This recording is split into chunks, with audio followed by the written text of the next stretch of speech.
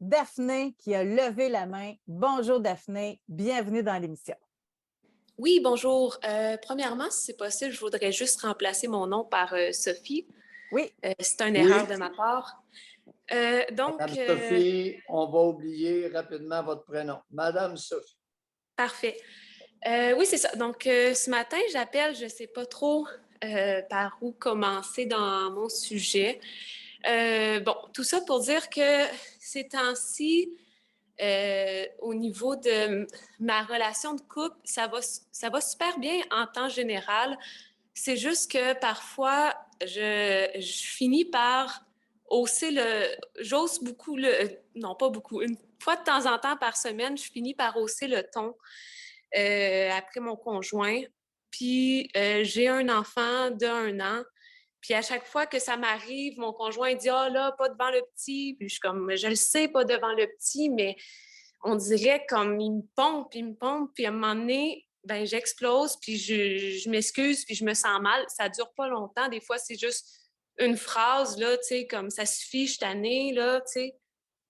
Mais à chaque fois, il me reproche tout le temps « Ah, tu vas devenir comme ta mère » ou c'est comme moi, ma mère est bipolaire, puis elle nous a fait vivre l'enfer, là, puis je lui parle plus en ce moment.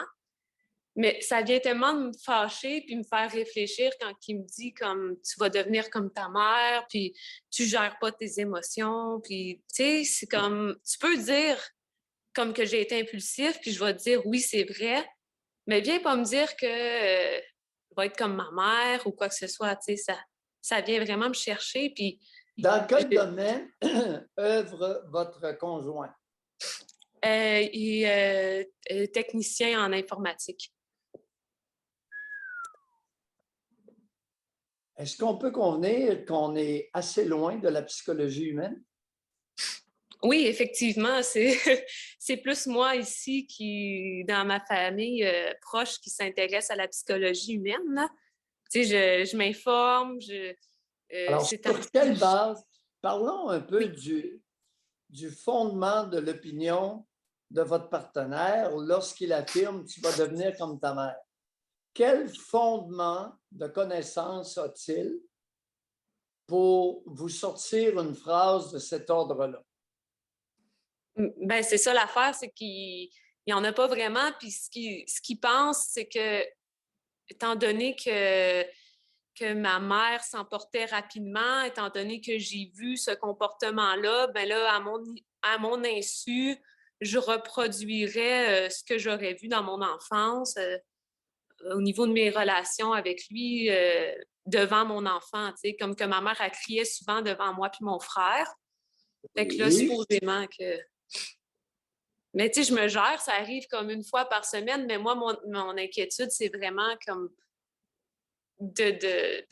d'avoir de la difficulté parce que quand je le fais, je me vois pas aller, puis ça sort, puis je suis comme, mais là, tu sais, je me vois pas aller, ça sort tout seul, puis je voudrais pouvoir le gérer, puis dire oui, on va en parler tantôt, mais des fois, il me pompe tellement pour des niaiseries que je finis par dire, là, ça, tu sais, ça suffit, Alors, là. donnez-nous des exemples du pompage. Ben, par exemple, c'est tout le temps des petites affaires. Tu sais, la dernière fois, on faisait à souper, on faisait des ailes de poulet. Là, j'avais dit combien de temps tu penses? Il m'avait dit à peu près 30 minutes dans le four. Parfait, je mets le timer. Là, je l'ai mis, je pense que je l'ai mis comme 25 minutes. Là, c'était prêt. Là, il m'avait dit ah, mais là, je t'avais dit 30 minutes. Je suis comme oh, ouais, mais là, c'est prêt. Regarde, c'est même un peu noir sur le dessus. Ouais, mais là, c'est parce que je t'avais dit 30 minutes, là. Je suis comme oh, oui, je sais, mais je l'ai mis 25 puis c'est prêt. Là, il continue à chialer. Je dis hey, là, c'est correct, là?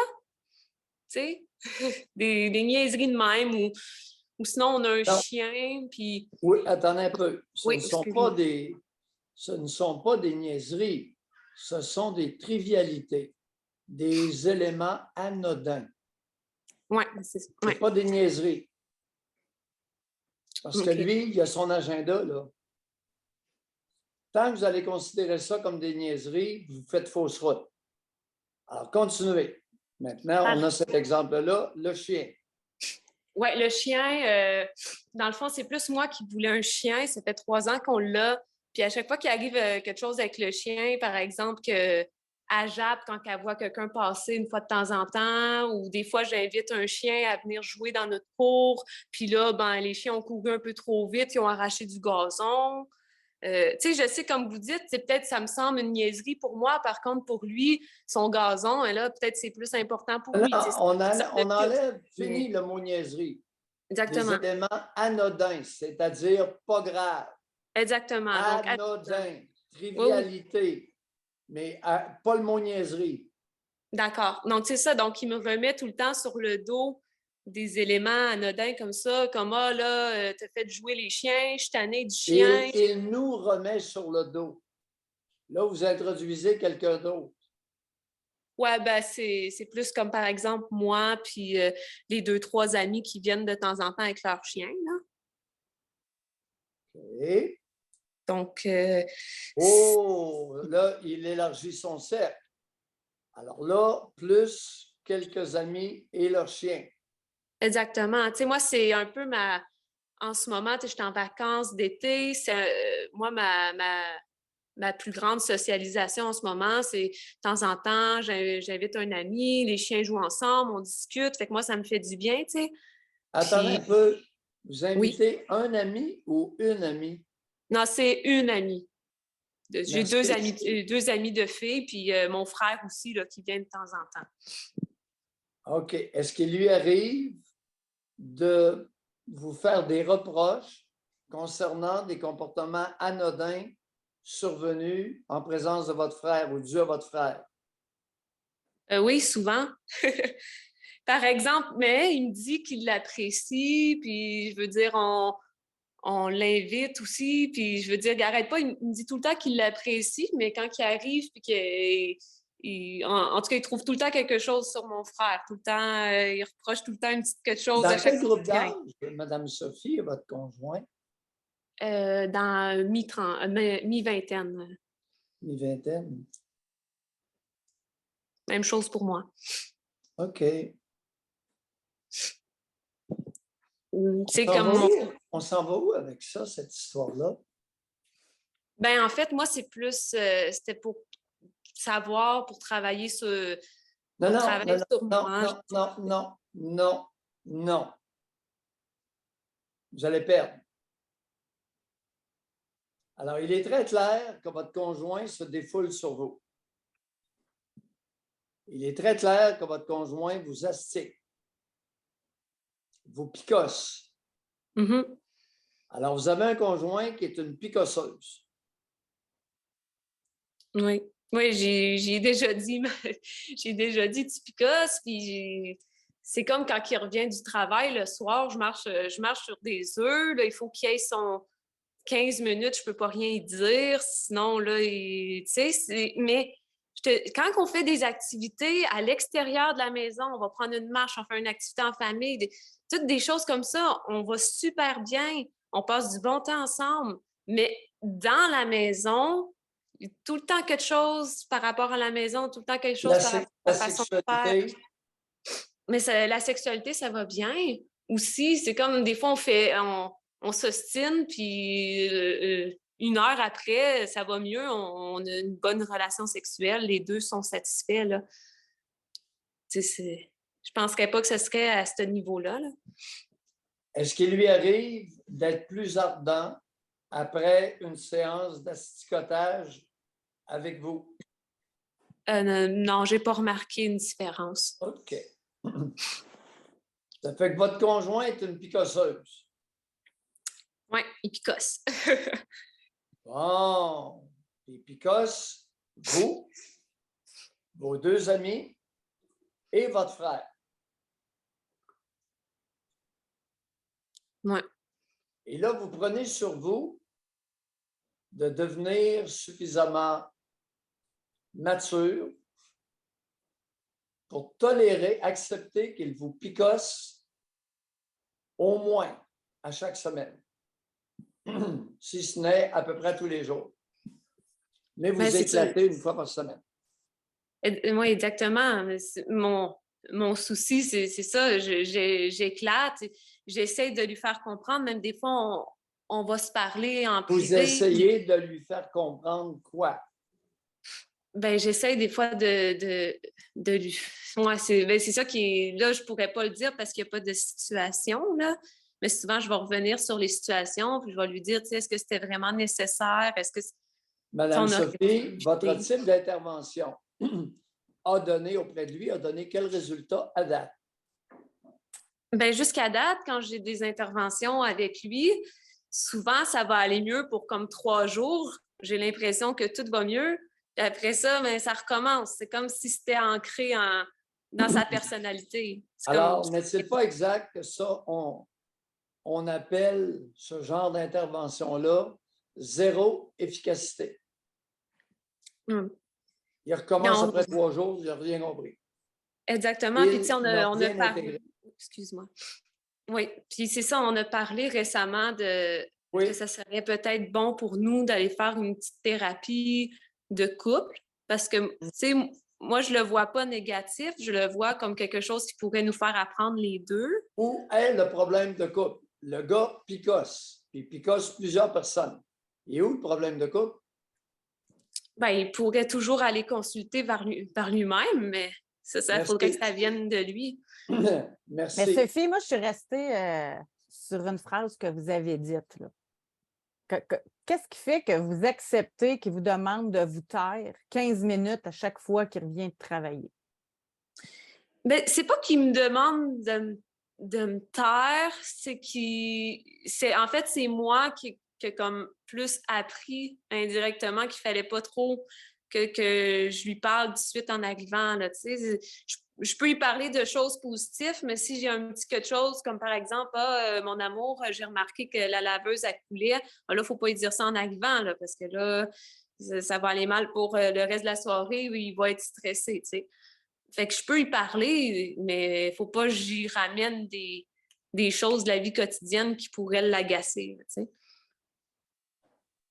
Il met sur vos épaules la responsabilité de sa fragilité. Oui, j'ai l'impression parce que c'est, tu sais, comme Alors, son je vous suggère de partager. Est-ce qu'il sait que vous m'appelez? Ben, il le sait que je vous écoute beaucoup. Aujourd'hui, ce matin, il ne sait pas que je vous ai appelé, là. Oui, vous allez l'informer que vous avez appelé à notre tribune et qu'il m'a semblé que régulièrement, presque à chaque jour, il se déguise en picosseuse. J'ai bien dit en picosseuse, non pas picosseur. Oui, Vous avez bien entendu? oui. En picosseuse. Fait que dis pas écouter ça, mais qui arrive de travailler, attendez un peu. Ah, Non, c'est non, ça. simplement, pas écouter l'émission, simplement lui dire, j'ai appelé Maillot, puis Maillot a l'impression que tu te déguises trop souvent en picosseuse. Ben, ça va le faire réfléchir ou je veux dire, juste de lui dire ça, je ne sais pas à quel point. Ben, je vais le dire, mais à quel point c'est efficace, à quel point il va penser à ça, tu sais. Et question de Maillot, est-ce qu'il est possible que tu sois plus fragile que tu en as l'air? Ben, c'est sûr que je suis fragile avec. Non, lui. Ah, lui, OK, oui, lui, ah oui. Puis, je veux dire, je le sais qu'il est fragile. Il laisse beaucoup paraître avec moi, mais pas avec son entourage, par exemple. Mais moi, je le sais qu'il est fragile, là. Alors, ce que je veux ébranler, c'est sa conviction pour se défendre dans son affirmation que vous allez devenir comme votre mère et que vous devriez gérer, que vous ne gérez pas vos émotions à son goût. OK. Il pourrait s'agir là d'un vulgaire mécanisme de projection à l'effet qu'il reproduit des comportements survenus entre sa mère et lui et qu'elle était absolument incapable de gérer ses émotions. Il est en train de vouloir vous transformer en sa génitrice. Hypothèse que je soulève. OK, oui. Alors, bonne réflexion, bon échange, bonne réflexion. Parfait. Merci beaucoup. On Alors, va mijoter là-dessus. on va vivre, oui, on va vivre avec le fait qu'il est fragile, mais ce n'est pas une raison pour vous écœurer. Correct? C'est bien beau. Merci. Bonne journée. Bye. Bye. Bye. Empowerment. C'est doux. C'est une picosseuse. Mais ils ont le don, ces picosseuses-là, de faire passer l'autre que c'est elle qui est dans le tort. Tellement que c'est elle qui appelle pour savoir comment elle pourrait mieux agir, mieux intervenir. Pas devant le petit. Quelle belle façon de museler. D'ailleurs, le musellement, à l'heure actuelle, aux États-Unis, écoute, est discuté à chaque jour. On veut à tout prix essayer de confectionner une muselière pour faire taire Trump. Mais oui, mais c'est répandu, c'est extrêmement populaire. Hey, ça risque d'être intéressant, hein? Là, ça se jase qui pourrait diffuser le procès. Son avocat dit, personnellement, je n'ai pas de problème avec ça. Exactement.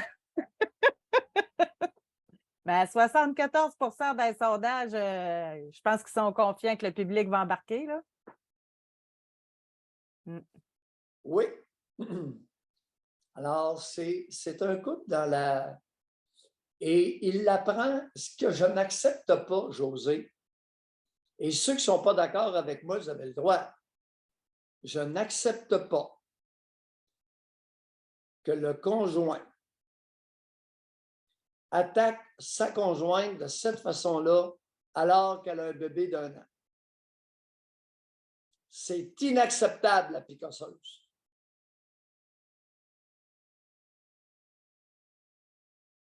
À mes yeux, inacceptable, presque criminel. Premier bébé, elle essaie de s'adapter du mieux qu'elle peut. Elle est dans une période elle-même de vulnérabilité biologique, pourrait-on dire? Oui, je pense que nous pouvons dire ça, mesdames. Premier bébé, 1 an, on n'est pas trop sûr de soi. Le deuxième va être plus facile. On a plus d'assurance. C'est normal. Les animaux, c'est pareil. Tous les éleveurs savent qu'une femelle, une jument, une vache, une chienne, première portée, beaucoup plus inquiète. Deuxième portée, l'inquiétude dure moins longtemps. La plupart des éleveurs ont été témoins de ça.